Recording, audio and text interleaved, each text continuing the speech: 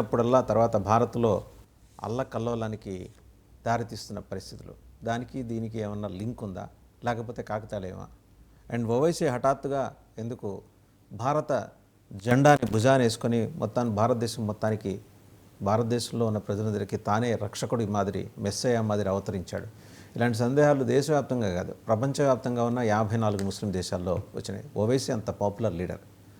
And no doubt ఓవైసీకి above the religious lines ఆయనకి అన్ని మతాల్లోనూ అన్ని ధర్మాల్లోనూ మంచి స్నేహితులు ఉన్నారు. సరే, ఆయన ఎన్నికల కోసం హఠాత్తుగా ఆ సమయంలో స్వరం పెంచుతాడా?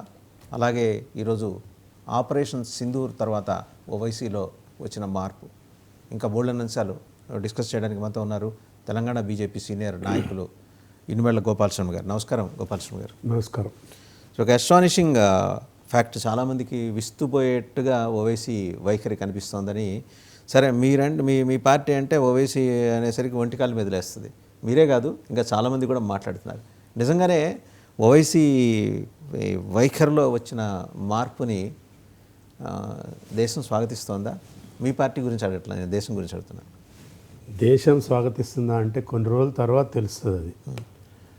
యాక్చువల్గా ఏంటంటే మన భారత త్రివిధ దళాలు ఎంతో అద్భుతమైనటువంటి విజయాన్ని సాధించిన తర్వాత పాకిస్తాన్ మీద 9 చోట్ల ప్రెసిషన్ అటాక్ చేశారు. అంటే టు ద పాయింట్, జన నష్టం జరగకుండా కేవలం వాళ్ళ తీవ్రవాద స్థావరాల్ని నాశనం చేశారు. 23 నిమిషాల్లో రిటర్న్ వచ్చారు. ఇంత మన దగ్గర డిఫెన్స్ మెకానిజం ఉందని చెప్పి ఓవైసీ అనుకోలేదు, రాహుల్ గాంధీ అసలు అనుకోలేదు. దాంతో వాళ్ళిద్దరికీ ఏంటంటే మైండ్ బ్లాంక్ అయిపోయిన తర్వాత పహల్గామ్ ఇన్సిడెంట్ ఎప్పుడైతే జరిగిందో మొత్తం భారతదేశంలో ఉన్నటువంటి హిందువులంతా ఒక ఆలోచనలో పడ్డారు. ఏంటి, మన దేశంలోకి వచ్చి మన బార్డర్ దాటి మన హిందువులను చంపటం ఏంటి అనే ఒక ఆలోచనలో పడి హిందూ సంఘటితం పెరిగిపోతుందేమో అని భయాందోళనకు గురైనాడు ఓవైసీ. దాని పర్యవసానమే ఈరోజు ఓవైసీ పాకిస్తాన్కు మార్ దో, हमको पाकिस्तान से कोई प्रेम नहीं है, ये ఇంటర్నేషనల్ బెగ్గర్స్ है పాకిస్తాన్ వాలే అని ఏదో సింపతి, మన ఇండియన్ భారతదేశం పట్ల సింపతిగా మాట్లాడుతున్నాడు. నేనైతే అట్లనే చూస్తా. ఆయన సడన్గా మార్పు ఇంకోటి ఏంటంటే అదొక ప్రశ్న గోపాలస్వామి గారు, చాలా క్రిటికల్, మీరేమీ అనుకోవద్దు. ఏం మార్పు రాకూడదండి ఎవరిలో అయినా? నేనైతే బలంగా విశ్వసిస్తున్నాను ఆయనలో మార్పు వచ్చిందని. ఎస్, ఆచరించాలి కదా, మీరు చేస్తున్నాడు కదండి. ఏదో ఇప్పుడు మీకు ఆయన మీద మొదటి నుంచి అనుమానాస్పదంగా చూడటం అనేది కరెక్ట్ కాదు కదా, మీరు కూడా కరెక్ట్. బట్ ఆయన వ్యవహార శైలి 15 మినిట్ మే హిందుస్థాన్కు పోలీస్ గత వదిలేయండి, గతం కాదు అదే కదా కంటిన్యూ చేస్తున్నాడు ఇప్పటికీ. ఇప్పుడు మీరు ఓల్డ్ సిటీలో వెళ్ళండి, అక్కడ పోలీస్ వెళ్ళలేరు, ఎక్సైజ్ డిపార్ట్మెంట్ వెళ్ళలేదు, ఎలక్ట్రిసిటీ డిపార్ట్మెంట్ వెళ్ళలేదు, మున్సిపల్ డిపార్ట్మెంట్ వెళ్ళి ట్యాక్సులు కలెక్ట్ చేయలేదు. ఏం మారుతున్నాడు? ఆపేయండి. మీకు నిజంగా అనుమానం ఉంటే అక్కడ రోహింగ్యాలు ఉంటున్నారు, పాకిస్తాన్ ప్రేరేపిత ఉగ్రవాదులు ఉంటున్నారు, స్లీపర్ సెల్స్ ఉంటారు. భారతదేశం ఎలక్ట్రిసిటీ కట్ చేసేయండి. మీరు గవర్నమెంట్ ఆఫ్ ఇండియా ఇంటర్వ్యూన్ కావాలి కదా. గవర్నమెంట్ ఆఫ్ ఇండియా సబ్జెక్ట్ కాదు కదా, కాకపోవచ్చు. కానీ in the larger interest of the security of the nation మీరు ఇంటర్వ్యూన్ కావడానికి మీకు ప్రత్యేకమైన వెసులుబాటు ఉంది భారత ప్రభుత్వానికి. నో ఇప్పుడు ఎలక్ట్రిసిటీ కానీ మున్సిపాలిటీ కానీ ఇవన్నీ కూడా స్టేట్ సబ్జెక్ట్సే. కానీ ఎవరు చుట్టూ తిరుగుతున్నాయి? మీ మాటలో ఉగ్రవాదుల చుట్టూ తిరుగుతున్నాయి. ఉగ్రవాదులు కాదు, అక్కడ ఓవైసీ పంచన చేరి వీటన్నిటిని ట్యాక్సులు ఎగ్గొట్టే వాళ్ళ చుట్టూ తిరుగుతున్నాయి. అంటే వాళ్ళందరూ స్లీపర్ సెల్స్కి సహకరిస్తున్నారు. 3,000 మంది ఉన్నారు సార్, ఏది ఐబీ లెక్కల ప్రకారం స్లీపర్ సెల్స్. రోహింగ్యాలు 80,000 మంది ఉన్నారు సిటీలో, ట్విన్ సిటీస్లో 80,000 మంది ఉన్నారు. గవర్నమెంట్ ఆఫ్ ఇండియా ఏం చేస్తుంది? అంత చాపకి మీరు రాష్ట్రంలో ఉన్న కాంగ్రెస్ ప్రభుత్వం మీద నిందేస్తున్నారు. మీరేం చేస్తున్నారు చెప్పండి. ఇప్పుడు మన దగ్గర ఎన్ఐఏ ఇచ్చిన డేటా ప్రకారం, రిపోర్ట్ ప్రకారము వాళ్ళ ఈ స్లీపర్ సెల్స్ని ఈ 1 వీక్ 10 డేస్లోనే దాదాపు ఒక 16 మందినో 17 మందినో పట్టుకున్నారు అఫీషియల్ రికార్డ్ ప్రకారం. ఇంకా చేస్తున్నారు. ఇక్కడ ఏమైందంటే ప్రతిదానికి మోకాలు అడ్డే ప్రభుత్వాలు ఉన్నాయి. కాంగ్రెస్ పార్టీ అంటేనే ఔరంగజేబ్ పార్టీ, అది వాళ్ళు అడ్డుకుంటున్నారు. కాబట్టి ఎన్ఐఏని రానియరు, సిబిఐని రానియరు, కేంద్ర ప్రభుత్వానికి సంబంధించిన ఏ వ్యవస్థలు వచ్చినా ఇక్కడ రానియరు వీళ్ళు. అందుకు వాళ్ళు దాన్ని అడ్డం పెట్టుకొని ఇక్కడ మీరు ఇంకోటండి, భారతదేశంలో ఎక్కడ బాంబ్ బ్లాస్ట్ జరిగినా దాని మూలాలు మనం హైదరాబాద్లో కనపడుతున్నాయి కదా. వీళ్ళు ఎప్పుడైనా ఆపటానికి కానీ లేకపోతే వాళ్ళని పట్టించే దాంట్లో ఎవడైనా సహకరించారా? ఓవైసీ కానీ వాళ్ళ పార్టీ కానీ వాళ్ళు సంతోషిస్తుంటారు. కాంట్రరీ, మీరు అన్నది కరెక్టే, మార్పు రావాలా, మారుతున్నట్టుగా నటిస్తున్నారు. నా ఉద్దేశంలో ఆయన మారుతున్నట్టుగా నటిస్తున్నాడు, కానీ ఆయనకేం ఇప్పుడు ఇంకోటండి, అంబేద్కర్ గారు ఏమన్నారు? ఆయన రాజ్యాంగం రాసే ముందు ఒక పుస్తకం రాశారు కదా, Indian Muslims can never be honest for India రాశారు కదా అంబేద్కర్ గారే.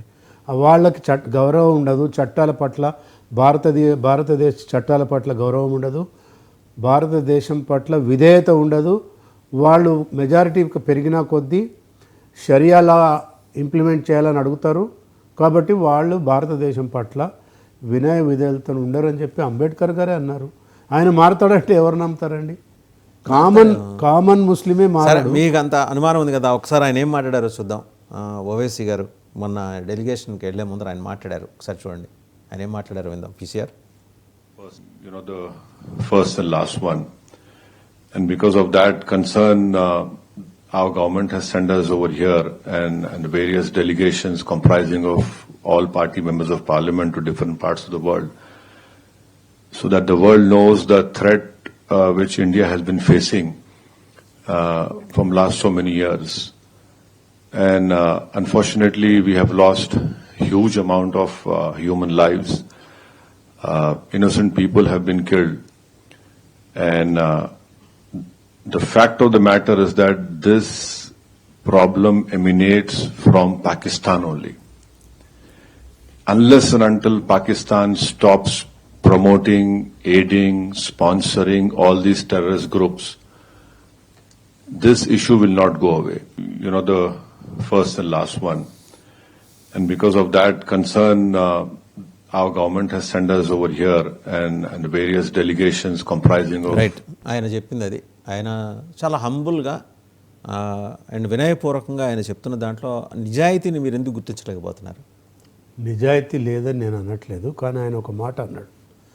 It has been a practice since 30-40 years that Pakistan is attacking India. 40 years కాదండి, 70 ఏళ్ల నుంచి వాళ్ళు పాకిస్తాన్, 40 ఏళ్ళ నుంచి, 60-70 ఏళ్ల నుంచి, కాంగ్రెస్ పుట్టినప్పటి నుంచి ఈ దేశంలో వాళ్ళ కశ్మీర్ ఇష్యూ మీద ఇంకేదో అంశాల మీద మన మీద అటాక్ చేస్తూనే ఉన్నారు కదా. మరి అంతకుముందు ఓవైసీ గారు ఎందుకు మాట్లాడలేదు? మొన్న మన డిఫెన్స్ ఫోర్సెస్ ప్రోవెస్నెస్ చూసిన తర్వాత ఈయన యూటర్న్ తీసుకున్నారంటారా? డెఫినెట్గా భయపడిపోయినాడు.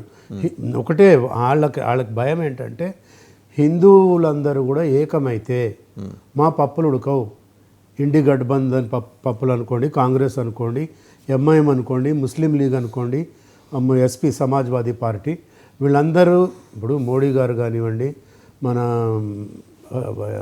బాబా ఉత్తరప్రదేశ్ సీఎం గారు కానివ్వండి, యోగి గారు, వీళ్ళంతా కూడా హిందూయిజం దిక్కు తీసుకుపోతున్నారు ఈ దేశాన్ని. హిందువులు ఏకమైతే మాకు మనుగడ ఉండదని భయంతో వాళ్ళు ఈ విధంగా చేస్తున్నారు. ఒక they are pretending that as we're for nation.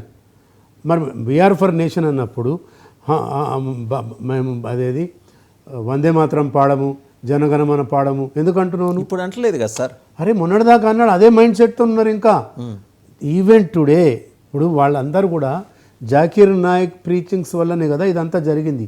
30 ఏళ్ళు జాకీర్ నాయక్ ఇండియాని అప్రయత్నంగా వాడుకున్నాడు. మొత్తంగా కూడా ముస్లిమ్స్ కామన్ మ్యాన్ మదర్సాలలో కానీ స్కూల్స్లో కానీ అదే విద్య కదా నేర్పించేది. అతను చెప్పే మాటలే ప్రివేల్ అవుతున్నాయి. ఇతను ఎప్పుడైనా ఖండించాడా? పోని అసదుద్దీన్ ఓవైసీ గారు జాకీర్ నాయక్ చెప్పేది తప్పు. జిహాద్ గురించి ఆయన ఓపెన్గా చెప్తాడు. కాఫిరోంకు ఖతం కరో జహాదీకే అని జాకీర్ నాయక్ వేల సమావేశాల్లో చెప్పాడు. ఈయన ఎప్పుడైనా ఖండించాడా జాకీర్ నాయక్ని? లేదు కదా. ఇప్పుడు సడన్గా ఆల్ ఆఫ్ ఏ సడన్ భారతదేశం పాకిస్తాన్ మీద అటాక్ చేసి మనం ప్రూవ్ చేసుకున్నాం కాబట్టి హిందూస్ అంతా ఒకటవుతున్నారనే భయంతోనే చేస్తున్నట్టుగా మేమైతే భావిస్తున్నాం. కానీ ఇప్పుడు ఆయన ఒక డెలిగేషన్, ఆల్ పార్టీ డెలిగేషన్లో ఉన్నాడు, కీలకమైన సభ్యుడు. హోంమంత్రి అమిత్ షా ఫోన్ చేయగానే సంబరంగా ఆయన ఢిల్లీ వెళ్ళాడు, మాట్లాడాడు. He's going to he has already taken up the cause. ఈరోజు హీఈస్ ద టార్చ్ బేరర్, దాని దగ్గర పెట్టుకున్నాడు, ఆ జ్యోతి తను పట్టుకున్నాడు. పట్టుకొని ముందుకు నడుస్తున్నాడు. సో ఇంకా ఆయన ఇంటిగ్రిటీని శంకించడంలో అంతగా ఔచిత్యం ఉండదేమో అని అనిపిస్తుంది. రైట్, నేను దానికి ఒకటే చెప్తాను. If is really committed for the nations ఇంట్రెస్ట్లో కనుక అన్ని దేశాలు ఏదో బహ్రెయిన్, ఆస్ట్రేలియా, అమెరికా, కెనడా వెళ్తున్నాను చదివాను వెళ్ళిపోద్దాం, గుడ్, మంచి పని చేస్తున్నారు. వచ్చిన తర్వాత కూడా అదే విధానాన్ని కంటిన్యూ చేయండి. మీరు ఇప్పుడు ఏదైతే చెప్తా ఉన్నాడో భారతదేశం యొక్క సార్వభౌమత్వాని కోసం నేను పోరాటం చేస్తాను, అందరం ఐక్యంగా ఉండాలి అని ఏదైతే చెప్తే తిరుగుతున్నాడో అండ్ పాకిస్తాన్ని ఎండగడుతున్నాడో, ఏది ప్రపంచ దేశాల ముందు పాకిస్తాన్ యొక్క టెర్రరిజం గురించి ఎండగడుతున్నాడు ఆయన. Very good, fine, we appreciate, we welcome it. But same ఇది కంటిన్యూ చేయాలి రాబోయే కాలంలో కూడా. మీరు నెక్స్ట్ ఎలక్షన్స్కి చూడండి ఆయన మాటలు ఎట్లా మారిపోతాయో. ఆ మారకూడదని కోరుకుంటున్నాం మేము. మీరు ఇలా అంటున్నారు, ఎంతసేపు మీరు ఒక వర్గాన్ని ఎంచి వాళ్ళే దీనికి అంతటికి కారణం. మొన్న పట్టుబడ్డ 11 మందిలో 4 హిందువులు ఉన్నారు. మరి దానికి మీ సమాధానం ఏంటండి? వాళ్ళని బ్రైబ్ చేశారు, స్లీపర్ సెల్స్గా వాడుకున్నారు, వాళ్ళని అన్ని రకాలుగా డబ్బులు ఇచ్చి కొనుక్కున్నారు వీళ్ళు. అది మనకు ఇప్పుడే కాదండి. డబ్బులు ఇస్తే అమ్ముడు పోతారా హిందువులు? అమ్ముడు పోయినారు కదా. మనము చరిత్ర చూడండి, జయచంద్ కానీ మనం ఆ పాత చరిత్ర కూడా చూస్తే శివాజీకి వ్యతిరేకంగా పోరాటం చేసింది కొందరు ముస్లిం సపోర్ట్ చేస్తే హిందువులే కదా ఆయనకి వెన్నుపోటు పొడిచింది. చరిత్రనే చెప్తుంది కదా.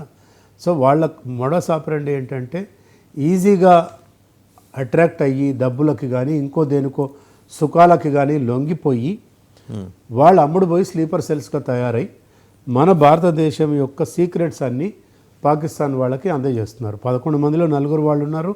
100% రైట్, యూఆర్ రైట్. కానీ వాళ్ళు కూడా ఆలోచించుకోవాలి, అరే మనం మన భారతదేశానికి వ్యతిరేకంగా మనము ఒక వార్ లాగా క్రియేట్ చేస్తున్నాము, శత్రువుకి మనము అందిస్తున్నాము మన సీక్రెట్స్ అన్నీ అని వాడికి ఉండాలి కదా. ఆ హిందువుకి లేకుండా చేస్తున్నారు, వాళ్ళని మైండ్ పాడు చేసి డబ్బులు ఇచ్చి లొంగ తీసుకుంటున్నారు. ఇంకోటి, ఇప్పుడు ఈ సిరాజ్ అలాగే హైదరాబాద్లో పట్టుబడ్డ ఇంకొక అతను, వీళ్ళిద్దరూ కూడా హైదరాబాద్లోనే 80 రోజుల పాటు ట్రైనింగ్ తీసుకున్నారు. 80 రోజుల పాటు ట్రైనింగ్ తీసుకున్నారు. ట్రైనింగ్ ఇచ్చిన వాళ్ళు ఎవరంటే పాకిస్తాన్ సానుభూతి పరులు. వాళ్ళని స్లీపర్ సెల్స్ అంటానికి వీల్లేదు. వీళ్ళని స్లీపర్ సెల్స్గా తయారు చేయడానికి వాళ్ళు అక్కడి నుంచి వచ్చి ట్రైనింగ్ తీసుకున్నారు. And NIA, IB and RA are aware of that. అయినా కూడా మరి they did not initiate measures to curtail that operation. 80 రోజులు ట్రైనింగ్ క్యాంప్ నడిస్తే హైదరాబాద్లో నడిచింది అది. ఒకటొకటి అస్టానిషింగ్ ఫ్యాక్ట్స్ ఇవాళ బయటకు వస్తున్నాయి. ఇవాళ పహల్గామ్ ఇన్సిడెంట్ జరిగింది కాబట్టి ధైర్యంగా ఇప్పుడు వాళ్ళందరినీ ఆ 11 మందిని అరెస్ట్ చేయడమో, లేకపోతే ఈ సిరాజ్ని, లేకపోతే మీరు ముట్టుకున్నారనుకోండి వెంబడే మైనారిటీ ఉద్యమకారులు తెర మీదకి వచ్చేస్తారు, లేకపోతే సోషల్ యాక్టివిస్టులు, మానవ హక్కుల సంఘాలు తెర మీదకి వచ్చేస్తాయి. ఎగ్జాక్ట్లీ, మేము కూడా అదే చెప్తున్నాం. ఈ లెఫ్టిస్టులు ఇప్పుడు ఎందుకు మీరు చెప్పినట్టు మన హైదరాబాద్లో, తెలంగాణ జిల్లాలలో మా ఇంటి దగ్గర గుళ్ళపోచంపల్లి దగ్గర 1100 మంది రోహింగ్యాలు ఉన్నారండి. ఒక 50 సార్లు కంప్లైంట్ చేశాం, మేమే ఇచ్చాం కంప్లైంట్. ఒక్కళ్ళన్నా పట్టుకున్నారా? మినిస్టర్ ఆఫ్ హోమ్ అఫేర్స్ చెప్పండి సార్, ఇంటర్వ్యూ మీరు వాళ్ళకు కూడా లెటర్ రాసాం. ఇక్కడ అంతా రాజకీయాలు అడ్డొస్తున్నాయి. ఏంటంటే ఇప్పుడే ఎందుకు వాళ్ళకు కూడా NIA తలుచుకుంటే 24 అవర్స్లో పట్టుకోవచ్చు అందరినీ. 24 అవర్స్ చాలు. వాళ్ళ దగ్గర టోటల్ డేటా ఉంటుంది, ఇన్ఫర్మేషన్ ఉంటుంది. ఇక్కడ రాజకీయాలు అడ్డొస్తున్నాయి. వీళ్ళేమో విక్టిమ్ కార్డ్స్ ప్లే చేస్తారు. మా ముస్లిమ్స్నే టార్గెట్ చేశాడు అని అనేక సంస్థలలో, అనేక వేదికల మీద అక్బరుద్దీన్ ఓవైసీ, అసదుద్దీన్ ఓవైసీ మాట్లాడిన దాఖలాలు లేవా? విక్టిమ్ అదేది ముస్లిమ్స్కు టార్గెట్ కర్రే, గరీబోంకు సతారే అని ఎన్నిసార్లు అన్నారు వీళ్ళే? అన్నారా లేదా? మీరు అది మానేయండి. నేను అనేది ఏంటంటే NIA పని NIA చేయనియండి. దేశ రక్షణ విషయంలో అట్లీస్ట్ మీరు ఏం చేస్తుంటారు? కాంప్రమైజ్ అన్నారు కదా 1100 మంది రోహింగ్యాలే గుండ్లపోచంపల్లి ఏరియాలో ఉన్నారు. వాళ్ళ యాక్టివిటీ ఏంటి అంటే మీరు చాలా దగ్గర నుంచి వాళ్ళని చూస్తున్నారు కదా, వాళ్ళ యాక్టివిటీస్ ఏంటి? డైలీ యాక్టివిటీ ఎలా ఉంటుంది? డైలీ యాక్టివిటీ లేబర్ పని చేస్తారు వాళ్ళు. బిల్డింగ్ కన్స్ట్రక్షన్ వాళ్ళే, ప్లంబర్స్ వాళ్ళే, అదేంటి పెయింటర్స్ వాళ్ళే, మన ఇంకోటి ఏంటి వడ్రంగులు, ఈ పనులన్నీ వాళ్ళే చేస్తున్నారు. మీకు దానివల్ల మన తెలంగాణలో ఉన్న కార్పెంటర్స్కి, ప్లంబర్స్కి వర్క్ పోతుంది కదా, అది కూడా డేంజర్ అయిపోతుంది రాబోయే కాలంలో. అది కూడా పెద్ద నష్టం జరగబోతుంది. అది ఎవడు ఆలోచించట్లేదు. వాళ్ళు రోహింగ్యాలు బతకడానికి వచ్చి ఉండొచ్చు కాక, as long as they are behave like law abiding citizen it's okay. అవసరం పడితే అదే కార్పెంటర్ కత్తితో పొడుస్తాడు నేను. అది జరగద్దు అని అంటే అలా మీరు ఊహించడమేనా అలాంటి ఇన్సిడెంట్స్ ఏమైనా జరిగినాయి? చాలా జరిగినాయి కదండి. మనం చూడలేదా, మధ్యప్రదేశ్లో చూసాం, రాజస్థాన్లో చూసాం. వాడు ఏదో టైలర్ కుట్టుకుంటుంటే ఆది ఇవ్వడానికి, బట్టలు ఆది ఇవ్వడానికి పోయి కత్తితో పొడిచేయలేదా? గొంతు కోసి వాడు వీడియో కూడా తీసి పెట్టారు కదా. అది ఒకటే ఇన్సిడెంట్. నూపూర్ శర్మ కేసులో అది ఆవిడ మాట్లాడినప్పుడు. సో అట్లా ఇది ఈ జాతిని నమ్మడానికి లేదని మనం కాదండి చెప్పింది, అంబేద్కర్ గారే చెప్పారు కదా. నేను అనేది అది, మేమేదో ఇప్పుడు బీజేపీలో ఉండేనో ఇంకేదో ఉండి మాట్లాడటం కాదు. స్వయంగా అంబేద్కర్ గారే చెప్పారు ఈ జాతిని నమ్మటానికి లేదు. వాళ్ళు కూడా అట్లే బిహేవ్ చేస్తున్నారు, మనం చూస్తున్నాం కదా. But you cannot brand everyone కదా sir. I'm not telling everyone. See those who are terrorist they are all Muslims. I'm not saying all Muslims are terrorist. Those who are involved in the activities are Muslims. There is a difference. All Muslims are not terrorists. Once again I am telling. But those who are involved are only Muslims. మీరు రెండు అంశాలు touch చేశారు. ఒకటి రోహింగ్యాలు, రెండు మదరసాలు. ఈ రోహింగ్యాలు మదరసాల విషయంలో మీ stand ఏంటి? ఇప్పుడు మీకు ఉత్తరాఖండ్లో మీ ప్రభుత్వం ఉంది. ఉత్తరాఖండ్ మదర్సాస్ కౌన్సిల్ ప్రెసిడెంట్ ఆయన ఒక ముల్లా గారు, ఆయన వచ్చేసి మా మదరసాల్లో మేము ఆపరేషన్ సింధూని ఒక పాఠ్యాంశంగా తీసుకురాబోతున్నాం, సిలబస్ పెట్టాలనుకుంటున్నాం. 12th క్లాస్ వరకు, అలియా అంటారు అనుకుంటాను, 12th క్లాస్ వరకు, అలియా వరకు మా దీంట్లో భారత యోధుల పోరాటం, ఇది కేవలం దేవభూమే కాదు వీరభూమి కూడా, ఇక్కడి నుంచి చాలామంది యోధులు ఉన్నారనేది మేము పెట్టాలనుకుంటున్నాం. అంటే government of Uttarakhand has accepted that proposal. మరి అదే ప్రపోజల్ దేశవ్యాప్తంగా తీసుకురండి. మీకు మదరసాల నుంచి ప్రమాదం ఏ రాష్ట్రాల్లో పొంచి ఉంది? యూపీ, బీహార్, తెలంగాణ, ఆంధ్రప్రదేశ్. ఈ 4 ప్రామినెంట్గా ఉన్నాయి. యూపీ, బీహార్ తర్వాత సరే బెంగాల్. మీరు అది almost Islamic Bengal is highest affected కదా. Infiltrators in India are highest in Bengal, then Assam, ఆ తర్వాత జార్ఖండ్, ఛత్తీస్గఢ్. ఒకవేళ కంచె అవతల ఎవరైనా ఆగిపోతే ఈవిడే దగ్గరుండి వెళ్ళి ఆ కంచె ఓపెన్ చేసి తీసుకొస్తుంది, రమ్మంటారు, వెల్కమ్ చెప్పి వాళ్ళకి. మీరేం చేయలేకపోతున్నారు, గవర్నమెంట్ ఆఫ్ ఇండియాగా మీరేం చేయలేకపోతున్నారు అక్కడ. అది చాలా ఇమీడియట్గా చేసేవాళ్ళని ఆవిడ సతాయిస్తుంది, మీరేం చేయలేకపోతున్నారు. అంటే రేపు పొద్దున ఆవిడే మళ్ళీ పవర్లోకి రాబోతుంది. బంగ్లాదేశ్లో ఇదేమన్నా కలిసిపోతుందా? రెండు కలిసిపోయిన పరిస్థితిలో ఆవిడ అక్కడ ప్రధానమంత్రి కాబోతుందా? చెప్పండి. ఆ దిశగా బేగం మమత ఆ దిశగా అడుగులేస్తున్నట్టుగా కనపడుతుంది. బట్ డెఫినెట్గా there will be an action by central forces రాబోయే కొద్ది రోజుల్లోనే. ఇప్పుడు ఈ పహల్గామ్ ఇన్సిడెంట్, పాకిస్తాన్ ఇండియా వారు, ఈ గొడవలు సద్దుమణిగిన తర్వాత మీరు డెఫినెట్గా చూస్తారు రాబోయే 3 నెలల్లోనే కేంద్ర ప్రభుత్వం దీని మీద టోటల్ డేటా కలెక్ట్ చేసింది. అన్ని డీటెయిల్స్ ఉన్నాయి. ఎంతమంది ఇన్ఫిల్ట్రేటర్స్ రోహింగ్యాస్ వచ్చారు, బంగ్లాదేశీస్ వచ్చారు, పాకిస్తాన్ వాళ్ళు వచ్చారు, మయన్మార్ నుంచి వచ్చారు, 5,90,00,000 మంది ఉన్నారని తేల్చారు. ఈరోజు మన భారతదేశంలో total 5,90,00,000 Muslims, Rohingyas, Bangladeshis, Myanmar నుంచి వచ్చారు. Those who are not native of India, అది they are getting ration cards, they are getting voter ID, they are getting Aadhaar card because of Mamata Begum, because of leftists, because of Congress ruled states. వాళ్ళకి అక్కడే కదా shelter దొరుకుతుంది, వాళ్ళే కదా shelter ఇచ్చేది. Why they are safe? చేయండి sir, మీరు lift చేసి ట్రంప్ గారి మాదిరి పంపించేయండి, విమానాలు ఎక్కించి ఎక్కడో. సమయం వస్తుంది ఖచ్చితంగా. రాబోయే 3 నెలల్లోనే మీరు మార్పు చూస్తారు. డెఫినెట్గా మోడీ గారు కానీ అమిత్ షా గారు కానీ వదిలిపెట్టరు. ఆ దిశగానే అడుగులు పడుతున్నాయి. డెఫినెట్గా చెప్తున్నా కదా, 3-4 నెలల్లోనే ఆ యాక్షన్ ఉంటుంది. అందుకే ఎన్ఆర్సీ అన్నారు, అందుకే సిఏఏ అన్నారు. మీరు ఒకసారి గుర్తు వేసుకుంటే నేషనల్ రిజిస్టర్ ఫర్ సిటిజన్ ఎందుకు పెట్టారు? ఈ వేరు వేయటానికే. సిటిజన్ అమెండ్మెంట్ యాక్ట్ అది వేరు వేయటానికే. యూసీసీ యూనిఫామ్ సివిల్ కోడ్ అది పెట్టంగానే ఢిల్లీలో జంతర్ మంతర్ దగ్గర చక్కా జామ్ కరింగే, ఇండియాకు రోక్ దేంగే, మొత్తం 1,000 మంది 1,00,000 మంది రోడ్ల మీదకి వస్తాం. What is this? డెమోక్రసీ ఉందా? అంటే ఏదైనా చట్టాలు చేస్తే బయట దేశం నుంచి వచ్చినవాడు పోరాటం చేయటం ఏందండి? భారతదేశంలో ఉన్నవాడు పోరాటం చేస్తే అర్థం చేసుకోవచ్చు. బయట దేశం నుంచి వచ్చి హక్కులు కోరుకుంటున్నాడు ఇక్కడ. దానికి వీళ్ళు సోకాల్డ్ జాకిర్ నాయక్ లాంటి వాళ్ళు, ఓవైసీ లాంటి వాళ్ళు కమ్యూనిస్టులు సపోర్ట్ చేస్తున్నారు. 2 టర్మ్స్, ఇప్పుడు 3వ టర్మ్లో ఉన్నారు. 10 ఏళ్ళ నుంచి మీరు ఏం చేశారు సార్? మరి చాలా చేశాం, చాలా చేశాం, ఇంకా చేస్తాం. ఏరివేత ఎందుకు చేయలేకపోతున్నారు? ఏ మొహమాటాలు అడ్డొస్తున్నాయి మీకు? అంటే లీగల్గా చేయాలని పార్లమెంట్లో బిల్లు పెట్టాం. లీగల్గా ఇప్పుడు అమెరికాలో ట్రంప్ ఏం చేశాడు? సార్, శాస్త్ర ప్రకారం వెళ్తే కుక్క పిల్ల పడతాయి. మీరు అన్ని లీగల్గా వెళ్దామంటే అయ్యే పనులు కావు. అంటే ఇప్పుడు వాళ్ళ డెమోక్రసీలో ఉన్నాం కదా. అక్రమ వలసదారులు అని మీరు గుర్తించిన తర్వాత నిర్దాక్షిణ్యంగా ఉండాల్సిన చోట మీరు ఎందుకు ఔదార్యం ప్రదర్శిస్తున్నారు? ఇంకా చెంపకి చెంప చూపించే పాలసీలోకి ఎందుకు మీరు ఇంకా కన్ఫైన్ అయిపోయారు? గాంధీ గారు నేర్పించిపోయినాడు.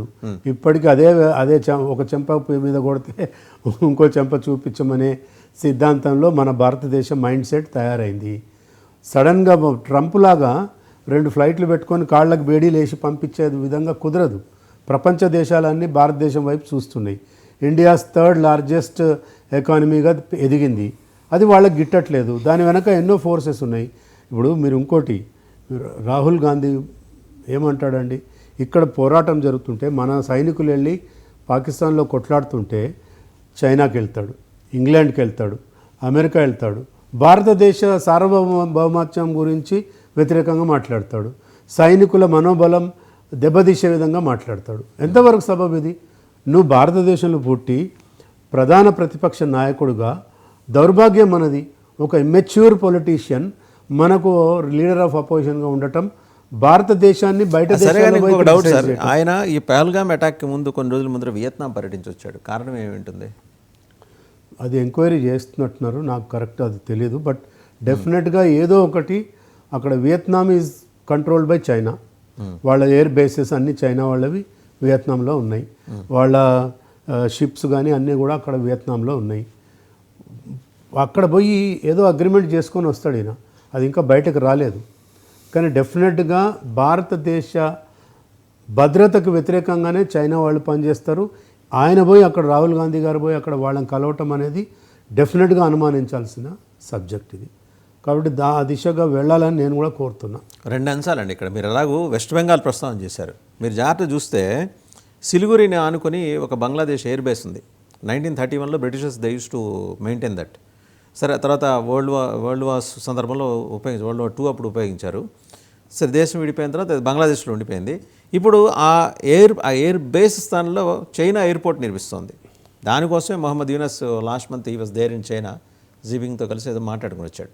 చైనా ఆలోచన ఏంటి బయటకు వచ్చింది. ఈవెన్ అక్కడ వెస్టర్న్ యూనియన్కి సంబంధించి వచ్చిన సమాచారం ఏంటంటే, చైనా చాలా బలంగా అక్కడి నుంచి తన ఫోర్సెస్ని డిప్లాయ్ చేయటం and training camps by Masood Azhar. అక్కడ పైకి కనిపించేది ఎయిర్పోర్ట్, లోపల ఏంటంటే ఆర్మ్స్ అండ్ అమ్యునిషన్ అక్కడ డిప్లాయ్ చేస్తున్నారు, స్టోర్ చేసుకుంటున్నారు, అండ్ ట్రైనింగ్ క్యాంప్స్ సైమల్టేనియస్గా. అంటే ఒక యూనివర్సిటీ, ఒక టెర్రరిజం యూనివర్సిటీ ఎక్స్టెండెడ్ వర్షన్ని ఇప్పుడు పాకిస్తాన్లో డిస్మాంటిల్ చేసింది కదా గవర్నమెంట్ ఆఫ్ ఇండియా. దాని ఎక్స్టెండెడ్ వర్షన్ ఇక్కడ వస్తుంది. అంటే ఇది అమీబాలాగా ఒక చోట నొక్కితే రెండో చోట పెరుగుతుంది. ఈ విషయంలో వాడు ఏమంటాడు మహమ్మద్ యూనస్, మా చికెన్ నెక్ వినో ది ఇండియాస్ చికెన్ నెక్, మేము ఇట్లా ఒక్కసారి ఇట్లా మెడ పిసికేసామంటే తల ఎగిరిపోయి ఒక పక్క పడుతుంది, మొండెం ఒక పక్క. తల అంటే 7 సిస్టర్స్ ఆఫ్ ది ఈస్ట్, 7 ఈశాన్య రాష్ట్రాలు, మొండెం మిగిలింది. ఇవన్నీ కలిపి వెస్ట్ బెంగాల్ సహా పైన ఆ 30 కిలోమీటర్లు. మీరు ఇంత థ్రెట్ వచ్చిన తర్వాత కూడా మీ గవర్నమెంట్ ఏం మాట్లాడలా. ఎదురుదాడి ఎందుకు చేయొచ్చు? మీరు ఎదురుదాడి చేస్తే 30 కిలోమీటర్లు, సారీ 60 కిలోమీటర్ల స్ట్రెచ్ అండి అది. ఆ 60 కిలోమీటర్ల స్ట్రెచ్ని మీరు 1500 కిలోమీటర్లు ఆ పక్కన ఉన్న చిట్టగాంగ్ జిల్లా అంతా మీరు ఆక్యుపై చేసుకోవచ్చు. ఎందుకు? కనీసం ఒక థ్రెటనింగ్ టోన్ కూడా గవర్నమెంట్ ఆఫ్ ఇండియా వైపు నుంచి లేదు. జనం అడుగుతున్నారండి ఇది. కరెక్టే. అయితే ఆ చిట్టగాంగే కాదు, వాళ్ళు మొత్తం ముర్షిదాబాద్లోకి, మాల్డాలోకి కూడా దూరి వచ్చేసారు.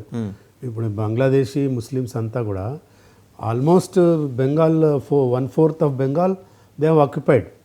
అందుకే ఎన్ఆర్సీ, సిఏఏ, యూసీసీ అని అంటున్నారు. అంటే డెమోక్రటిక్ వేలో వీళ్ళని బయటకు పంపాలా అనే ఆలోచనతోనే ఉన్నారు. ఒకవేళ చెప్తాను. అయితే ఒకవేళ సమయం పడితే వాళ్ళు కనుక తోక జాడిచ్చి, ఇప్పుడు వాళ్ళేమో వార్ మోడ్లో ఉన్నారండి. బంగ్లాదేశ్ కానీ, పాకిస్తాన్ కానీ, మిగతా కమ్యూనిస్టులు కానీ అందరూ కూడా. మీరు ఇంకోటి గమనించాలి, అజర్బైజాన్, టర్కీ, టర్కీ, అజర్బైజాన్ కూడా వాళ్ళు సపోర్ట్ చేస్తారు. ఇంట్రెస్టింగ్లీ ఆఫ్ఘనిస్తాన్ ఉన్నారు, మనకు బలూచిస్తాన్ కూడా మనతో ఉన్నారు. ఇప్పుడు మొన్న చూడండి మీరు, మన ఎప్పుడైతే పహల్గామ్ ఉదంతం తర్వాత మన భారతదేశం సైనికులు వెళ్ళి కొట్టి వచ్చారో, దేశవ్యాప్తంగా ఎవరు పిలుపు ఇవ్వలేదండి. ఆటోమేటిక్గా టర్కీ వెళ్ళటం మానేశారు. చూసారా? 3,500 crores లాస్ అయిందని వాళ్ళ ఎకనామిక్ వాళ్ళే చెప్పారు. వాళ్ళు ఫైనాన్స్ మినిస్టర్ అనౌన్స్ చేశాడు. అంటే భారతదేశం నుంచి దాదాపు 10,000 కోట్ల రూపాయలు కేవలం టూరిజం మీద సంపాదిస్తున్నారు టర్కీ వాళ్ళ డ్రోన్లు, టర్కీ వాళ్ళ షిప్స్, టర్కీ వాళ్ళ ఆర్మ్స్ అండ్ అమ్యునేషన్ పాకిస్తాన్కి ఇచ్చారని చెప్పి మన భారతీయులంతా కూడా అక్కడికి వెళ్ళటం మానేశారు. సో ఇప్పుడు మీరు అడిగిన ప్రశ్నకి ఏదైతే ఈ ముస్లిమ్స్ అంతా బంగ్లాదేశ్ ఇన్ఫిల్ట్రేటర్స్ మీద చర్యలు ఎందుకు తీసుకోవట్లేదంటే డెఫినెట్గా తీసుకుంటారు, కానీ డెమోక్రటిక్ వేలో తీసుకోవాలి. ఒకవేళ సార్ ప్రపంచంలో అతి పెద్ద డెమోక్రసీ అతి ఓల్డెస్ట్ డెమోక్రసీ ఎవరు? యుఎస్. వాడే అంటున్నాడు నీకేంటి సంబంధం యుఎన్ఓ, నువ్వు మాట్లాడుకు నోరు మూసుకొని చెబుతున్నాడు. ఇన్వాల్వ్ కామాకు, it's our call, we take and how come you interfere అని వాడు అడుగుతున్నప్పుడు మనం ఎందుకు అడగలేకపోతున్నాం? అంతర్జాతీయ భద్రతా మండలిని, సెక్యూరిటీ కౌన్సిల్లో వాడు ఎవిడెన్స్ కావాలంటాడు. పొద్దున్న లేస్తే బంకర్ మునీర్, సయ్యద్ మునీర్, ఆయన ఈ మధ్య ఫీల్డ్ మార్షల్ ఆసిమ్ మునీర్ 5 నక్షత్రాలు పెట్టారు. వాడు ఈయన ఇంకా బంకర్లోనే ఉన్నాడు, బయటికి రాలా, దాక్కున్నాడు. ఇంకా వాడు మాట్లాడుతున్నాడు ఎవిడెన్స్ అని. ఇంతకంటే ఎవిడెన్స్ ఏం కావాలండి? మీరు సెక్యూరిటీ కౌన్సిల్ ఎందుకు బలంగా మీ వాదనని, అంటే భారత ప్రభుత్వం తన వాదన వినిపించలేకపోతుంది? అన్ని ఫోరమ్స్లో వినిపిస్తున్నారు. జయశంకర్ గారు వెళ్ళారు, చాలా చోట్ల తిరిగారు. ఇప్పుడు ఈ డెలిగేషన్స్ కూడా దీనికి ఇప్పుడు నాంది అదేనండి. ఇప్పుడు ఏదైతే డెలిగేషన్స్ వెళ్ళి ప్రపంచ దేశాలకి పాకిస్తాన్ యొక్క దుర్మార్గాలు బయటపెట్టడానికి కారణము రాబోయే కాలంలో మీరు చూస్తారు. క్వైట్ ఇంట్రెస్టింగ్ యాంగిల్ ఒకటి చెప్పమంటారా? చచ్చిపోయింది అనుకున్న రెడ్ కారిడార్, మీరు ఇన్ఫ్యాక్ట్ డాక్టర్ అరవిందరావు గారు ప్రస్తావన ఇందా చేశారు. ఆయన రాశారు రెడ్ కారిడార్ని డిస్మాంటిల్ చేశారు ఆయన while he was DC intelligence. దాని ఏర్పాటు కాకుండానే మొగ్గలను తుంచేశారు. బట్ ఆ మొగ్గ మళ్ళీ ఎక్కడో ఒక చోట నుంచి పెరిగి మళ్ళీ వృక్షం అయిపోయింది. ఎక్కడి నుంచి మొదలైంది వాళ్ళ ఆలోచన? చైనావాడి ఆలోచన. నేపాల్ నుంచి ఆపరేట్ చేస్తున్నాడు. నేపాల్, వెస్ట్ బెంగాల్, బీహార్, మధ్యప్రదేశ్, ఛత్తీస్గఢ్, తెలంగాణ, ఆంధ్రాతో ఎండ్ అవ్వాలి. ఎక్కడ? ఆంధ్రాలో బంగాళాఖాతం అనుకున్న విశాఖపట్నం దగ్గర ఎండ్ అవ్వాలని చెప్పేసి వాళ్ళు ఒక ప్లాన్ వేసుకున్నారు. Red corridors is very much existing. అందుకోసమే వాళ్ళు హిడ్మాకి ట్రైనింగ్ ఇచ్చారు. వాడు చచ్చిపోయాడని చాలాసార్లు అనుకున్నారు. మనం ఈ గవర్నమెంట్ ఆపరేషన్ కగా నిర్వహించింది. Government of Telangana does not know. ఎందుకంటే చెబితే వీళ్ళు సహకరించరు, వీళ్ళు లేనిపోతే అడ్డొస్తారు. ఇక్కడ ఉన్నది కాంగ్రెస్ ప్రభుత్వం కాబట్టి చేశారు. 10,000 మందితో ముట్టడించిన వాడు తప్పించుకున్నాడు. కీలకమైన వ్యక్తి వాడు. ఒక 10,000 మంది మసూద్ అజహర్లు, 1,00,000 మంది హఫీజ్ సయ్యద్ల పెట్టు వాడొక్కడే, హిడ్మా అనేవాడు. వాడు మిలిటరీ ఆపరేషన్లో దెట్ట. వాడు తప్పించుకున్నాడు. వాడు తప్పించుకోవడానికి సహకరించింది ఏంటంటే తెలంగాణలో కొందరు ముఖ్యులైన సమాచారం. నేను I don't want to name them, స్పష్టంగా అయితే ఆ సమాచారం ఉంది వాడు తప్పించుకోవడానికి. ఇలాంటివి కదా మీరు ఫోకస్ పెట్టారు, కానీ మీకు స్థానికంగా మీకు సహకారం అందట్లా. అయితే ఐఎస్ఐ ట్రైనింగ్ ఇచ్చింది అడిగి, ఐఎస్ఐ వెపన్స్ పంపిస్తుంది అడిగి. హిడ్మా మన పేపర్లో చూసాం. హిడ్మా అనే క్రూరుడు, అత్యంత దుర్మార్గుడు. వాడికి 1,000 మంది ప్రొటెక్షన్ ఉంటుంది. వాడి చుట్టూతో AK-47 పట్టుకున్న గన్మెన్లు ఉంటారు. వాడికి ప్రభుత్వానికి ఉన్నంత ఇంటెలిజెన్స్ నెట్వర్క్ వాడికి కూడా ఉంది. సో దేర్ ఫోర్ తప్పించుకున్నాడు. దానికి సహకరించింది ఎవరు? అక్కడ ఉన్నటువంటి అమాయకులైన గిరిజనులు. తెలంగాణ నుంచి పోయిన కొందరు ఉద్యోగాల కోసం వెళ్ళారండి. యాక్చువల్గా నక్సలైట్లు ఉద్యోగం ఇచ్చారు అక్కడ, నక్సలైట్ ఉద్యోగం. వీళ్ళు పోయి అక్కడ బతుకు తెరుగు కోసం పోయి గన్లు పట్టుకొని ఆ ప్రాక్టీస్ చేసి నక్సలైట్లుగా మారారు. వీడు అక్కడి నుంచి ఇక్కడ నుంచి పోయింది ఏంటి? కొరియర్గా, లేకపోతే భోజనం అందించే, సంచి చేసుకొని భోజనం అందించే పనుల మీద వెళ్తారు ఇక్కడి నుంచి. కానీ అక్కడ పోయిన తర్వాత ఆ ట్రాప్లో ఉచ్చులో పడిపోయి నక్సలైట్లుగా మారుతారు. వాళ్ళకి గన్ నడపటం ట్రైనింగ్ ఇస్తారు. Ultimately they will become Naxalites.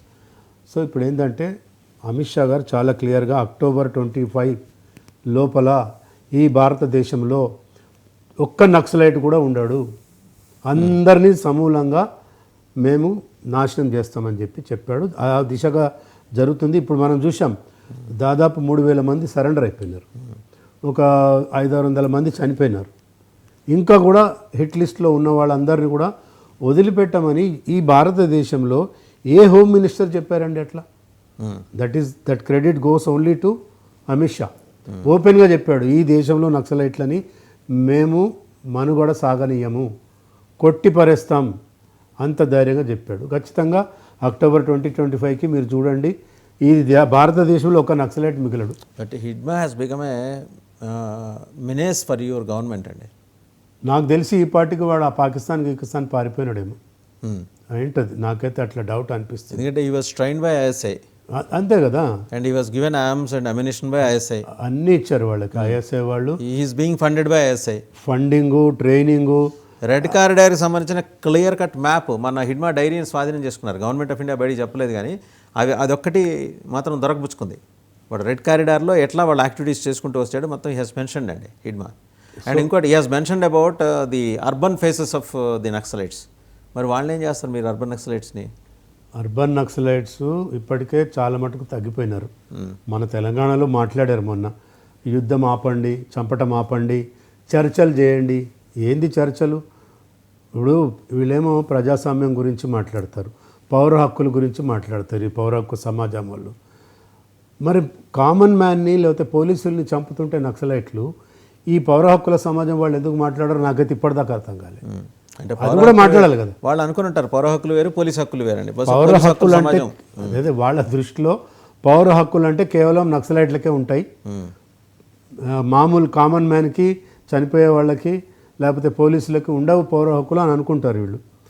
ఎప్పుడైతే ఎన్కౌంటర్ జరుగుతుందో తయారైపోతారు అంతా ఈ అర్బన్ నక్సల్స్ అంతా. ఈ సూడో సెక్యులరిస్టులు అర్బన్ నక్సల్స్ రెడీ అయిపోతారు, నోటికేది పడితే అది మాట్లాడతారు.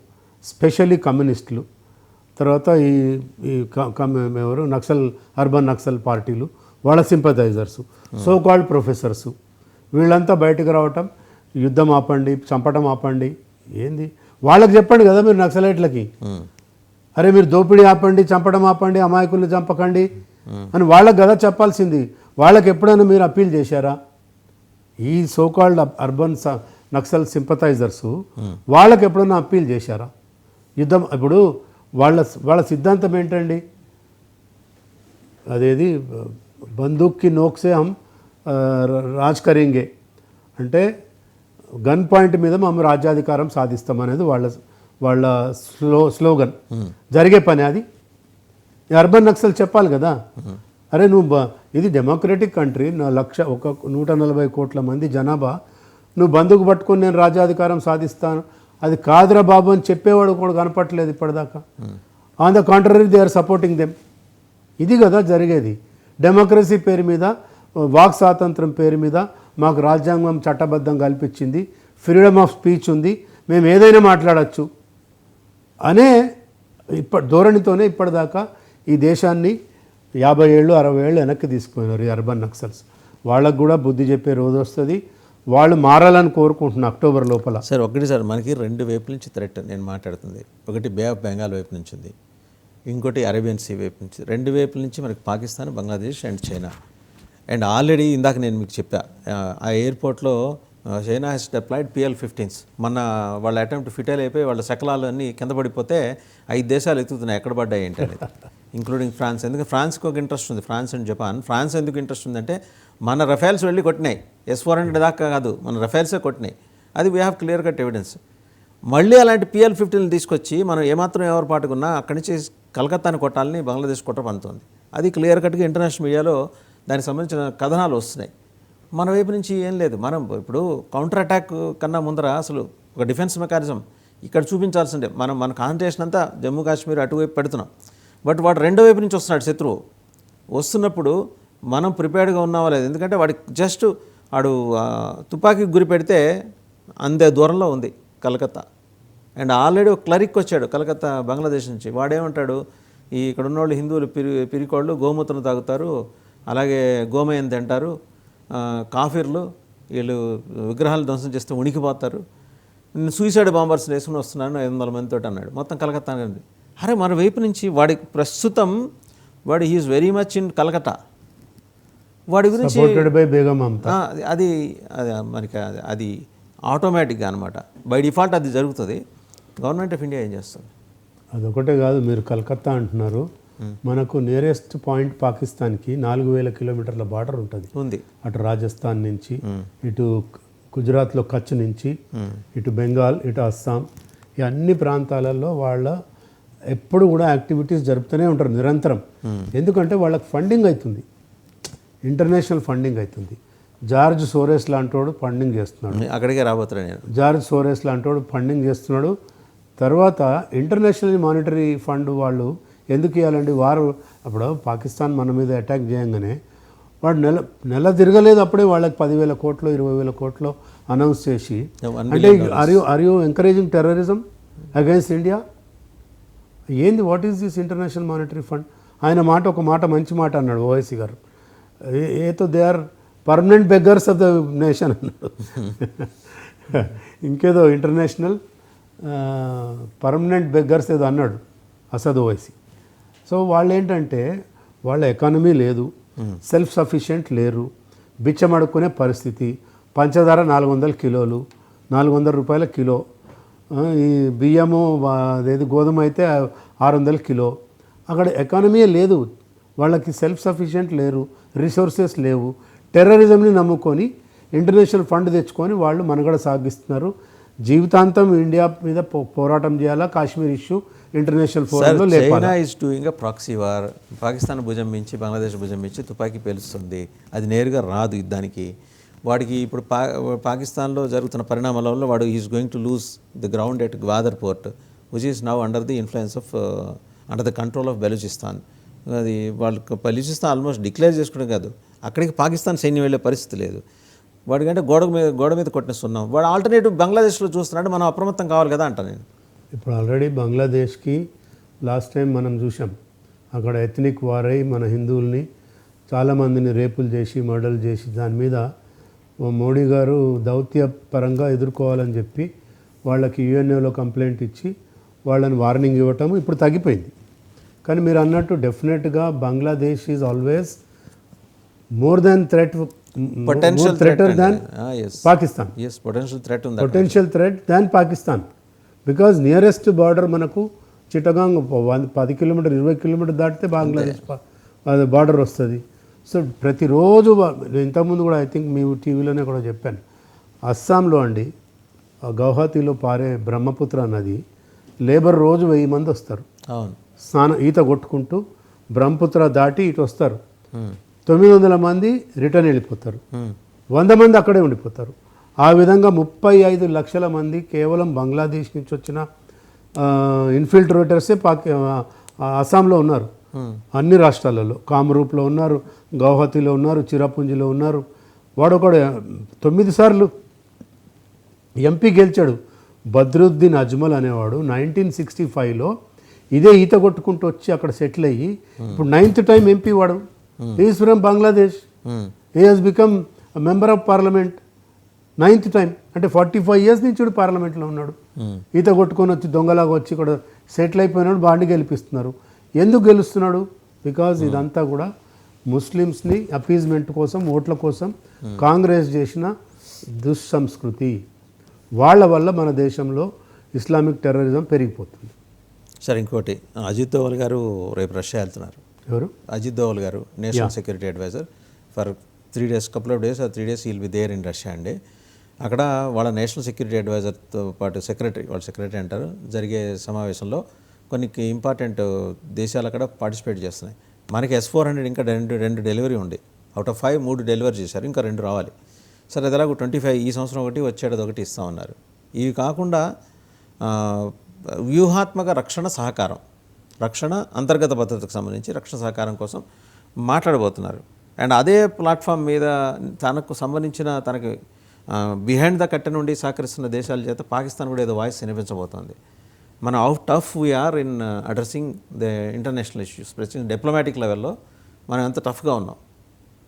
అందుకే కదా ఇప్పుడు అన్ని దేశాలకి డెలిగేట్స్ వెళ్ళి, సర్ప్రైజింగ్ ఏంటంటే కాంగ్రెస్లో ఉన్న సల్మాన్ ఖుర్షిద్ కానీ, శశి థరూర్ కానీ, అసద్ ఓవైసీ కానీ వీళ్ళంతా కూడా చాలా బలంగా మన వాదన వినిపిస్తున్నారు. అదే డిప్లొమాటిక్ ఇదన్నమాట. సో ఇప్పుడు రష్యాకి వెళ్తున్నాడు అంటే డెఫినెట్గా ఏదో పెద్ద వ్యూహంతోనే వెళ్తారు. అజిత్ దోవల్ అంటేనే శత్రు దేశాలకి ఒక విధమైనటువంటి వణుకు, భయం. ఆయన ఏం వ్యూహాలు పన్నుతాడు, ఏం చేయగలుగుతాడో ఊహించలేనటువంటి వ్యక్తి ఆయన. సో అత్యంత కమిట్మెంట్, దేశభక్తి గల వ్యక్తి ఎవరు అంటే అజిత్ దోవల్. మనకు గతంలో బిపిన్ రావత్ అని ఉండేవాడు, ఆర్మీ చీఫ్. ఆయన ఏదో దాంట్లో యాక్సిడెంట్లో పోయినాడు, ఎయిర్ క్రాష్లో చనిపోయినాడు. Chief of defence staff. ఆయనతోనే ఆ పదవి కూడా క్రియేట్ చేశారు. ఆయన రిటైర్ ఆర్మీ జనరల్గా రిటైర్ అయిపోయిన తర్వాత బిపిన్ రావత్ గారి యొక్క కమిట్మెంట్ చూసి చీఫ్ ఆఫ్ డిఫెన్స్ స్టాఫ్ అని ఒక అన్ఫార్చునేట్ లాస్ట్ టైం సార్ పాపం బ్యాడ్ లక్ ఆయన ఎయిర్ క్రాష్లో చనిపోయినాడు. సో అట్లాంటి వ్యక్తులు ఇంకా చాలామంది ఉన్నారు మనకు. బిపిన్ రావత్ గారు లాంటి వాళ్ళు, అజిత్ దోవల్ గారు లాంటి వాళ్ళు, మనకు జయశంకర్ లాంటి వాళ్ళు, కమిటెడ్ ఉన్న దేశభక్తులు కొన్ని వేల మంది ఉన్నారు. మీకు ఇంకోటి చెప్తా, చాలా ఆశ్చర్యకరమైన విషయం. మనకు గత 40-30 ఏళ్ళుగా రిటైర్ అయినటువంటి ఐపీఎస్లు, ఐఏఎస్లు అడ్వైజర్లుగా పెట్టుకున్నాడు మోడీ గారు. తెలుసా మీకు అది? అవును. వాళ్ళ నిరంతరం ఇదే పని. అసలు ఇన్ఫిల్ట్రేషన్ ఏంది, ఈ టెర్రరిజం ఏంటి, ఇస్లామిక్ తీవ్రవాదం ఏంటి, చైనా ఏం చేస్తుంది, అమెరికా ఏం చేస్తుంది, కెనడా ఏం చేస్తుంది, నిరంతరం వాళ్ళు ఆలోచన చేసి వాళ్ళు ఒక నోట్స్ ప్రిపేర్ చేసి మన దేశ భద్రత ఏ విధంగా కాపాడాలి అనే దాని మీద నిరంతరం రీసెర్చ్ చేస్తున్నారు. అంత పెద్ద టీం కాంగ్రెస్ కానీ ఏ ప్రభుత్వానికి లేదు ఇప్పటిదాకా. సో వాళ్ళు ఎప్పటికి కూడా భారతదేశ అంతర్గత భద్రత మీదనే నిర్ణయాలు తీసుకుంటారు, చర్చిస్తుంటారు. సో అది మనకు ఒక పెద్ద అసెట్, ఇట్లాంటి వాళ్ళు వ్యక్తులు ఉండటం. ఇంకోటి సార్, బంగ్లాదేశ్ తోటి ట్రేడ్ బ్లాకేడ్ కోసం మనం ఎందుకని ఇనిషియేట్ చేయలేకపోతున్నాం? అది కొంచెం చేసి ఉండాల్సి ఉంది అప్పుడే. ఎందుకంటే పాకిస్తాన్ అది కనుక చేస్తే వాడు బ్యాంక్రప్ట్ అవుతాడు. ఇప్పుడు ఏదో కొన్ని సుగంధ ద్రవ్యాలు, నిరంతర వస్తువులు ఏవో ఉన్నాయి, అవి కొంచెం రైస్ ఎగుమతి కానీ, బాస్మతి కానీ, తర్వాత ఈ సుగంధ ద్రవ్యాలు కానీ, కాటన్ అండి, మెయిన్ కాటన్, ఇవన్నీ కూడా బంద్ చేయడానికి ఏదో చర్చ జరిగినట్టు చూసాం మొన్న. అది జరిగితే వాడు మళ్ళీ బిచ్చమెత్తుకోవాలి, వాడు కూడా పర్మనెంట్ బెగ్గర్ అయిపోవాలి ఇంటర్నేషనల్ మానిటరీ ఫండ్ తెచ్చుకోవడానికి. కానీ ఆ దిశగా అడుగులు వేయాలంటే అక్కడ కొంచెం మన హిందువులు ఉన్నారు 1,50,00,000 మంది, వాళ్ళకేమన్నా నష్టం చేకూరుస్తారేమో అనే ఒక ఆలోచన ఉంది. దాని మీద కూడా డెఫినెట్గా ఆలోచన చేయాలా అని చెప్పి నేను కూడా భావిస్తున్నాను. భారతదేశం వాళ్ళకి ఇక్కడ సిటిజన్షిప్ ఇచ్చి పిలుచుకోవటమా, ఇక్కడున్న ఇన్ఫిల్ట్రేటర్స్ అందరినీ పంపించాలండి, అక్కడున్న హిందూస్ని తీసుకొచ్చుకోవాలా, అప్పుడు కొంచెం ప్రశాంతంగా ఉంటుంది మన దేశం.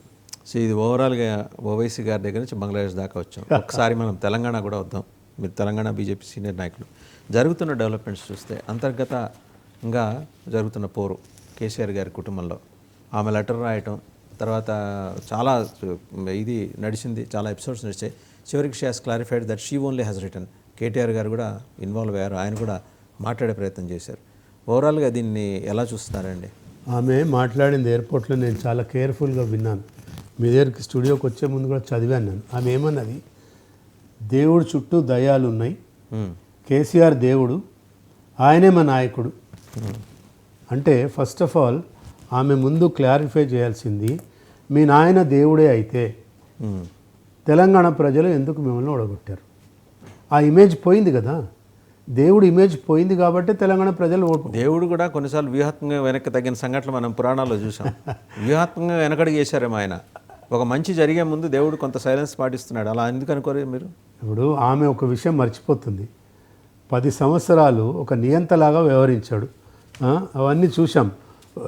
ఏం నియంత? ప్రజలకు దూరంగా ఫామ్ హౌస్లో ఉండటం, ఎవరికి మంత్రులకి, ఎమ్మెల్యేలకి ఎవరికి అపాయింట్మెంట్ ఇవ్వకపోవటం, నేను ఎక్కడుంటే అక్కడే సెక్రటేరియట్ ఉంటుంది అంటాం, జ్యోతిషం పేరుతో సెక్రటేరియట్ రాకపోవటం, ఇవన్నీ మర్చిపోయిందా ఆమె? కవిత మర్చిపోయిందా? మరి అప్పుడు ఎందుకు చెప్పలేదు మీ నాన్న, అయ్యా నువ్వు దేవుడివి నాన్న, నీ ఇమేజ్ అంతా పాడైపోతుంది, నువ్వు సెక్రటేరియట్కి రావు, ఫామ్ హౌస్లో పరిపాలన చేస్తున్నావు, మంత్రులకి ఎవరికి కూడా అపాయింట్మెంట్ ఇవ్వవు, రైతులకి, మిర్చి రైతులకు బేడీలు ఎందుకు వేసావు నాన్న అని 10 ఏళ్లలో ఎందుకు అడగలేదు ఆమె? అడిగి ఉండాల్సింది కదా. ఇప్పుడు ఆల్ ఆఫ్ ఎ సడన్ వచ్చి మీ ఇంట్లో తగాదాల వల్ల మీరు దాన్ని బయట ప్రపంచానికి వాడుకుంటే మీ అంతర్గత తగాదాల్ని, వారసత్వ పోరుని, రాజకీయ వారసత్వ పోరుంది ఇక్కడ, వాళ్ళ ఆస్తి తగాదాలు కూడా ఉన్నాయి. మనం పక్క రాష్ట్రంలో చూసాం. ఆమె ఎవరు, షర్మిల గారు, ఆమె కూడా అట్లనే కొట్లాడి పెట్టుకొని ఏం చేసింది, కాంగ్రెస్ ప్రెసిడెంట్ అయింది.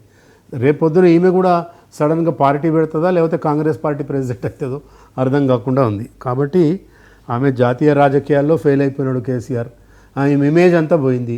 సో నువ్వే దేవుడు నాన్న అని అనటం వెనుక వాళ్ళ నాన్న ఇమేజ్ దేవుడుగా పెంచడానికి ఏమన్నా ప్రయత్నం చేస్తుందా అని నాకు అనుమానంగా ఉంది.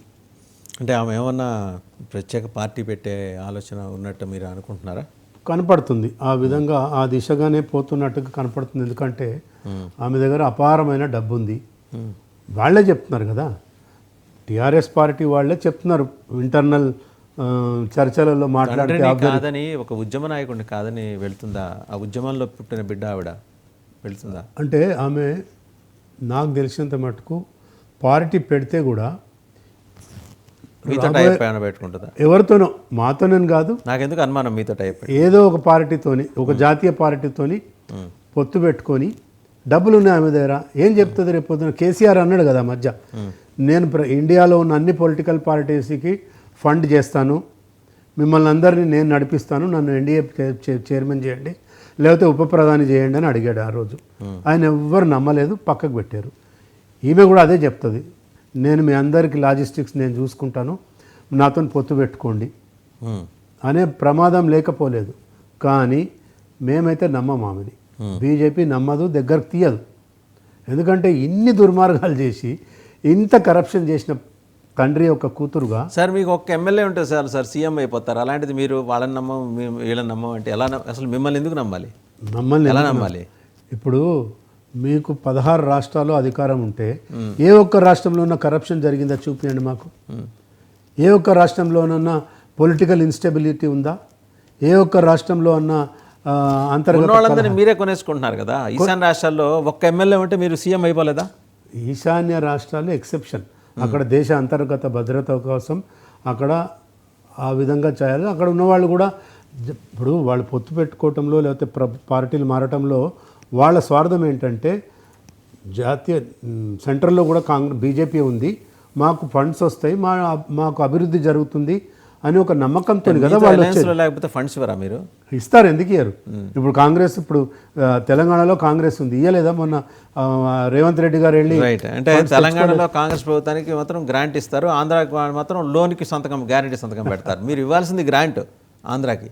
ఆ గ్రాంట్ పక్కన పెట్టేసి మీరు చంద్రబాబు నాయుడు గారు ఎంత పాపం నెత్తినీరు కొట్టి అడుగుతున్నా ఓన్లీ లోన్ అంటే అన్యాయంగా సార్. పరిమితులు ఉంటాయి కదా, ఎఫ్ఆర్బిఎం పరిమితులు ఉంటాయి, లోన్ ఇవ్వాలా, గ్రాంట్ ఇవ్వాలా, నీతి ఆయోగ్ నిర్ణయిస్తుంది, ఫైనాన్స్ కమిషన్ ఉన్నది, ఫైనాన్స్ మినిస్ట్రీ ఉంది, వాళ్ళు కదా వాళ్ళు ఆలోచించి with in the frame work, ఆ విత్ ఇన్ ద ఫ్రేమ్ వర్కే ఇవ్వగలుగుతారు. కానీ అడ్డగోలుగా నిర్ణయాలు తీసుకోండి 30,000 కోట్లు అని చెప్పి అంటానికి లేదు కదా.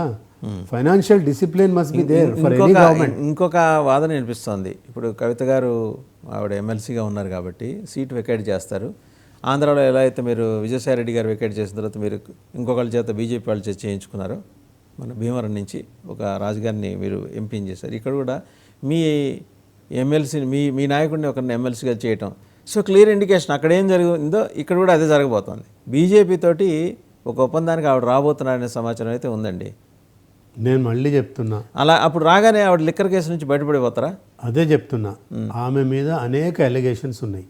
నాట్ ఓన్లీ లిక్కర్ కేస్, వాళ్ళ పార్టీ వాళ్ళే చెప్తారు కదా, ఈమె సెటిల్మెంట్స్ చేస్తుంది, ఈమె బెదిరించి వసూలు చేసింది, ఉద్యమం ముసుగులో సినిమా వాళ్ళ దగ్గర డబ్బులు వసూలు చేసింది. మేమంటాం కాదు, ఇది ఉద్యమ సమయంలోనే అన్ని పొలిటికల్ పార్టీ వాళ్ళు అన్నారు కదా ఆ రోజే. సో ఆమె క్రెడిబిలిటీ లేదు. తండ్రి చాటు బిడ్డగా ఆమె సంపాదించుకోవచ్చు గాక, కానీ ఒక పొలిటికల్ పార్టీ పెట్టి ఆ పొలిటికల్ పార్టీని నడిపి సక్సెస్ అవుతుందని నేనైతే అనుకోను. ఎందుకంటే తండ్రి చాటు బిడ్డ, తండ్రి సహకారం లేనిది ఆయనకున్న టవరింగ్ పర్సనాలిటీ ఈమెకు లేదు. ఈమె 100% ఫెయిల్యూర్ లీడర్గానే ఉంటుంది. ఏదో 4 సీట్లు బేరం చేసుకోవడానికి పనికొస్తుందేమో తప్ప ఆమె మటుకు. ఇదంతా ఏంటంటే కేసీఆర్ ఆధ్వర్యంలో జరుగుతున్న ఒక అద్భుతమైన నాటకీయ పరిణామం అని చాలామంది అంటున్నారు. కారణం ఏంటంటే చంద్రబాబు గారు ఇక్కడ కూటమితోటి ఇక్కడికి వద్దామనే ప్రయత్నం చేస్తున్నారు. అలా వస్తే కనుక బీఆర్ఎస్కి అది ఇబ్బందికరంగా మారుతుంది. కాబట్టి తమ పార్టీలోనే ఒక చీలిక లాంటిది ఒకటి సృష్టించి ప్యారలల్గా ఇంకో ఫోర్స్ని తయారు చేయడం రాష్ట్రంలో ఆయన ఉద్దేశం.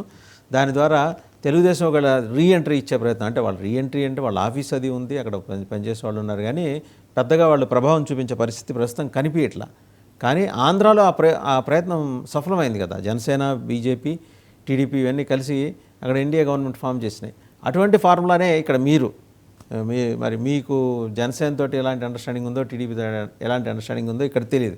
కానీ ఇక్కడ టీడీపీ మానసికంగా కాంగ్రెస్ ఎలైన్ అయి ఉంది మానసికంగా. వాళ్ళు అక్కడ టీడీపీ గెలిస్తే ఇక్కడ కాంగ్రెస్ వాళ్ళు సంబరాలు చేసుకున్నారు. సో అలాంటి పార్టీని దృష్టిలో పెట్టుకొని ఒకవేళ మీరు ఒక ఫోర్స్గా ఎమర్జ్ అయితే, ఎన్డీఏ ఇక్కడ ఎమర్జ్ అయితే బీఆర్ఎస్ కష్టం. కాబట్టి మీకు చెక్ పెట్టడానికి కోసం అంటే మీరు ప్రతిపాదిస్తున్న కూటమి ప్రయత్నాలకు చెక్ పెట్టడం కోసమే ఆవిడ చేత పార్టీ పెట్టిస్తున్నారనే ఇంకో వాదన కూడా ఉంది. రాజకీయాలలో ఏదైనా సాధ్యపడుతుంది. ఆ రోజు ఉన్నటువంటి అవసరాల దృష్ట్యా శత్రువులు మిత్రులు అవుతారు, మిత్రులు శత్రువులు అవుతారు. ఆ ఛాన్సెస్ కూడా లేకపోలేదు. కానీ కవిత విషయంలో ఆ విధంగా జరగదని నేనైతే బలంగా నమ్ముతా ఉన్నాను. ఎందుకంటే ఆమె ఒక బద్నాం ఫరిస్తే, అంటే డీఫేమ్ అయిపోయిన నాయకురాలు ఆమెతో పొత్తు పెట్టుకొని బుద్ధి లేకుండా చేస్తారని నేనైతే అనుకోను. మీరు అన్నట్టు జనసేన, చంద్రబాబు నాయుడు గారు, బీజేపీ, ఇప్పుడు కేసీఆర్ భయం కూడా అంతా అదే. వీళ్ళంతా బలమైన నాయకులు ఉన్నారు. చంద్రబాబు వ్యూహకర్త, జనసేన ఆయనకి చరిష్మా ఉంది ప్రజలలో. తెలంగాణలో ఎక్కడ వచ్చి మళ్ళీ మమ్మల్ని కొడతారేమో అనే భయంతో ప్రయోగిస్తే ఒక క్లీన్ ఇమేజ్ ఉన్న నాయకుడిని పెట్టాలి. కానీ నువ్వు నీ కూతురు తీసుకొచ్చి పెట్టి ప్రయోగం చేస్తా అంటే ప్రజలు యాక్సెప్ట్ చేయాలి కదా. ఆమెకు ఎక్కడుంది యాక్సెప్టెన్స్ అసలు? ఎనీహౌ అంటే Telangana politics are taking a different turn. చూద్దాం ఏం జరుగుతుందో. Thank you very much Gopalaswamy గారు. సెవరల్ ఆస్పెక్ట్స్ మీరు టచ్ చేశారు. సో తెలంగాణ బీజేపీ సీనియర్ నాయకులు, సీనియర్ న్యాయవాది కూడా ఆయన గోపాలస్వామి గారు చెప్పేది ఏంటంటే, రోహింగ్యాలు ప్రజెన్స్ ఒక ట్విన్ సిటీస్లోనే 80,000, వారు చెప్తున్న ఒక ప్రత్యేకమైన ఏరియా గుండ్లా పోచంపల్లిలోనే మొత్తం 1,100 మంది ఉన్నారట. వాళ్ళు నేరుగా రకరకాల ట్రేడ్స్లోకి దిగిపారు, వృత్తి పనుల్లోకి దిగారు. ప్లంబర్గా, మెకానిక్గా, లేకపోతే వడ్రంగం పెయింటర్స్గా, వడ్రంగం పనిచేసే వాళ్ళగా వాళ్ళ మీద బ్యాంక్ అవ్వాల్సిన ఒక ఇన్ఎవిటబిలిటీని వాళ్ళు సృష్టించి సమాజంలోకి పెనట్రేట్ అయిపోయారు. ఇది చాలా ప్రమాదకరమైన ధోరణి. దీన్ని ఎక్కడో చోట అడ్డుకోవాలి. ఓవైసీ గారు దానికి కట్టుబడి ఉన్నారా లేదా అని అడుగుతున్నారు.